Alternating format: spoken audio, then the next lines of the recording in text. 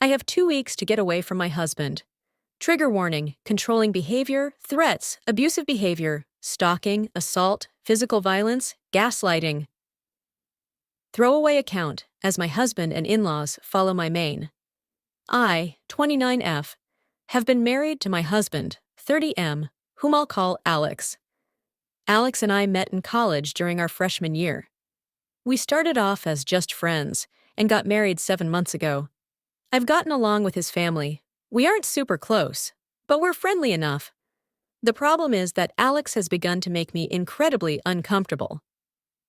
Firstly, he's begun to ask me who I'm meeting with, where, what we plan on doing, and how long every single time I leave the house without him.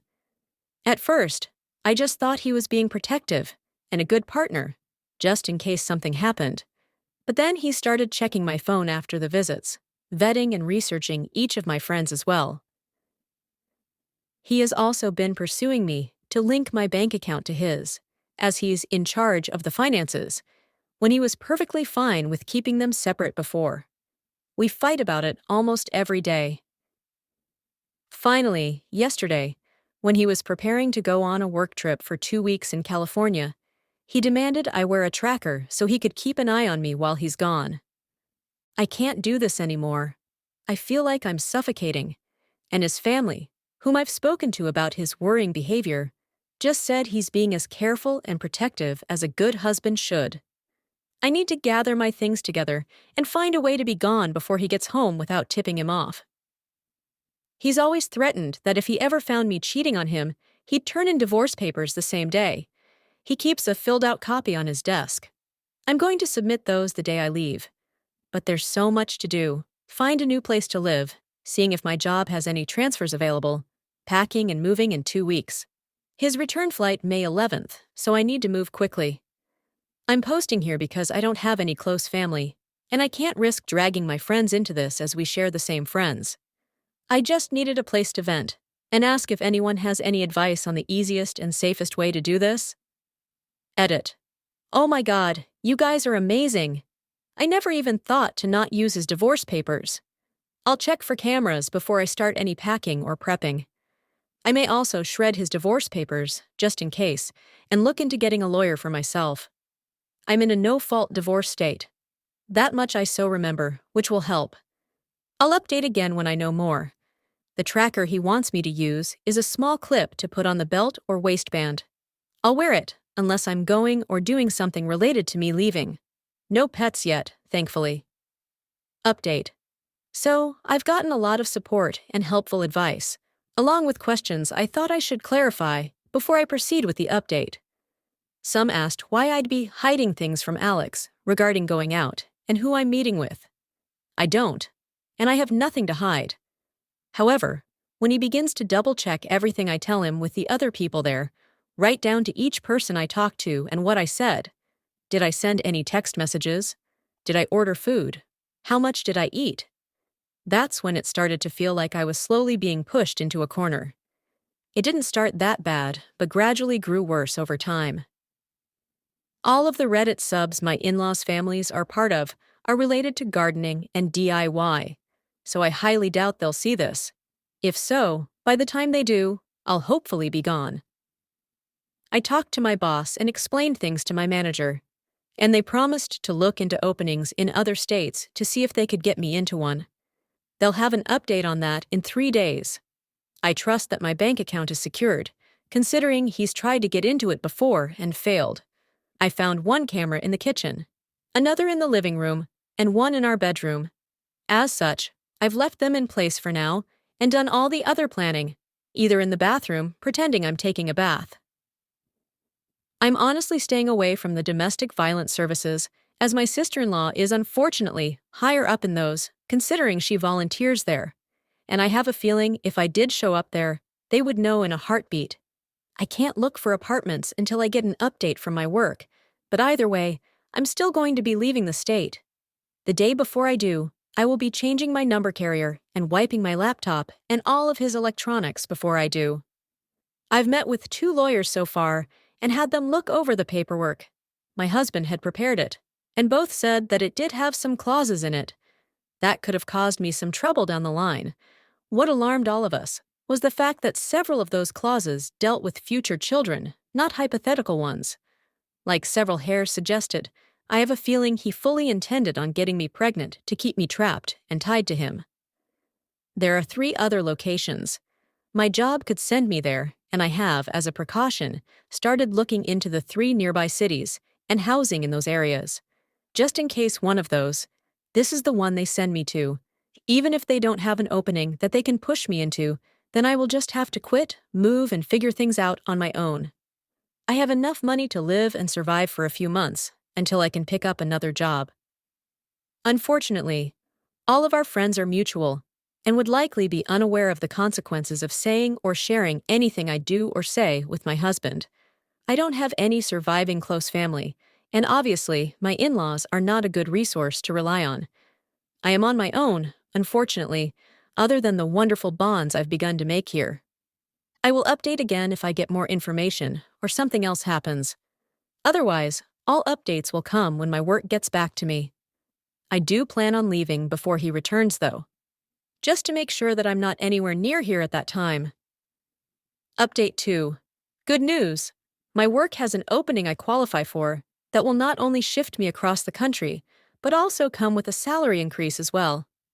I've started telling my in-laws and friends that I'm planning a surprise outing for when my husband gets back for just the 2 of us. This way, people don't give me odd looks if they see me out and about. I've even gone as far as asking Emma Mile to show me his favorite recipes. Meanwhile, I've found a moving company that, while small, is willing to work in a storm. The reason is that in 5 days, we're supposed to get hit with a large storm front. I plan to shut off the breaker and say we lost power if he asks, just as several people here suggested, and even send him a short clip of the storm. I will have all of my stuff moved that afternoon, and I will be flying out once the weather has cleared enough to do so. I have a lawyer who will push my divorce through, and I've filled out the necessary paperwork so that I don't have to be here for it. I'm not suing for assets or alimony, and I've shredded his divorce papers as well. I've set up a cheap payphone plan through Cricket until this is all said and done, at which point I will find a new carrier, number, and phone. This one is being wiped and left behind. My laptop is provided by my work, and the IT department inspected it thoroughly, and it was clean, thankfully. No other electronic devices aside from my laptop and new phone will be coming with me.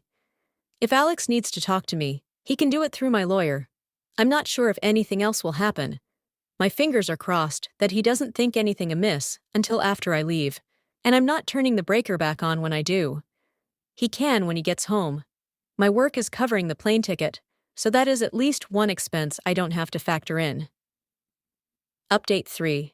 It's been a busy week, but I've gotten so much done. Firstly, I'm now out of the house and am currently in a hotel while I look for an apartment. It's a big city, bustling with people no matter where you look. We had a pretty bad storm system hit back home that actually lasted 2 days. High winds, thunder, lightning, and even hail everywhere. I didn't take much from the house: my documents, clothes, and important sentimental items. I left all of the furniture and electronics behind. I cleaned the house from top to bottom and took pictures on my phone so he couldn't claim I damaged anything when I left. My lawyer has already started divorce proceedings, and my husband will be served on the 8th. His plane is due to land early this morning, and the sheriff will be there at the house waiting for him. He is very concerned with public appearances and reputation. My lawyer will be calling him as well to inform him that I am more than willing to air out everything to the public about his actions if it means securing my freedom from him. I will go to court as long as I must to get this pushed through. I haven't told our friends or his in-laws yet. I will do that while he is on the flight to prevent him from getting wind of it before he's handed the divorce papers. I will be calling around and explaining why we're getting divorced to try and prevent him from twisting this into somehow being my fault. I don't want him trying to claim I had an affair or something, so I want to get the truth out before he can twist this. I'm doing okay. I'm tired, but yet I feel almost jittery and off-kilter. I keep looking over my shoulder and monitoring what I say, even when I don't really need to anymore. Hopefully that will fade soon. My work is covering the cost of the hotel, and I'm working on getting my other things in order. I also need to find a new GP, as I want to get a full test just to make sure everything is okay. I don't know when my next update will be. Probably when the divorce papers are filed, or if we have to go to court to push them through.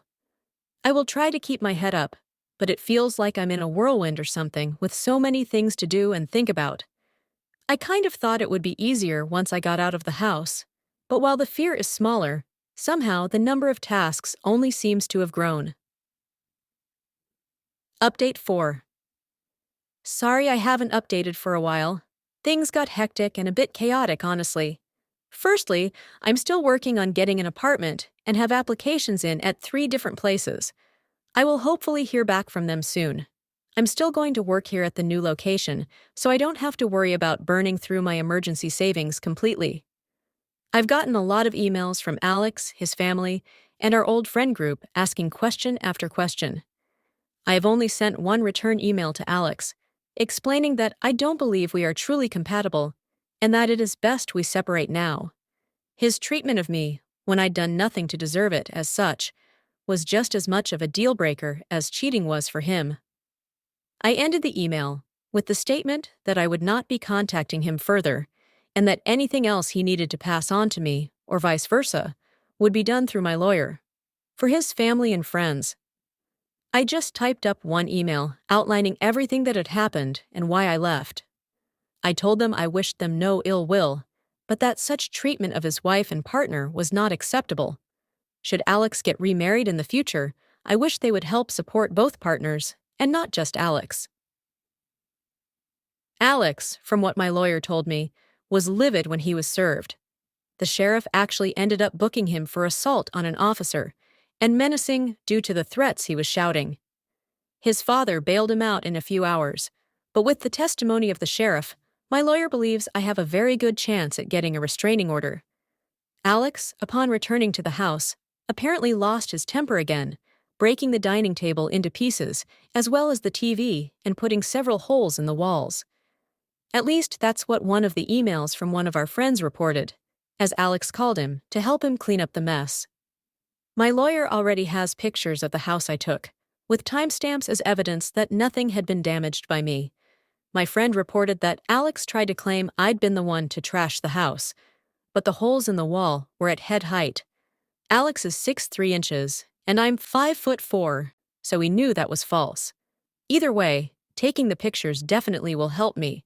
So again, thank you to everyone here for the advice, because I never would have thought of that on my own. My work won't share details of where I am, as I do work with some higher-end clients who value security, and that information won't be gossiped about. No, I'm not some stripper or escort. I deal with contracts, notaries, and business management. As such, even if Alex tried to use my work to find me, he wouldn't succeed. New update. It's been a little bit, and I thought I'd answer some questions before giving my update. It may be a while after this until things change. Firstly, no, I didn't bring my car. The public transport here is good enough to use without needing one. I have secured an apartment, and the building has good security.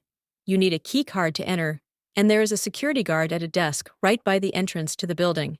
As part of my contract, I gave them a photo of Alex and his family, so that even in the off chance they do find me, they won't be let in. The responses I got from the emails varied. His family said I was overreacting, and that I owe Alex an apology for the problems this has caused him.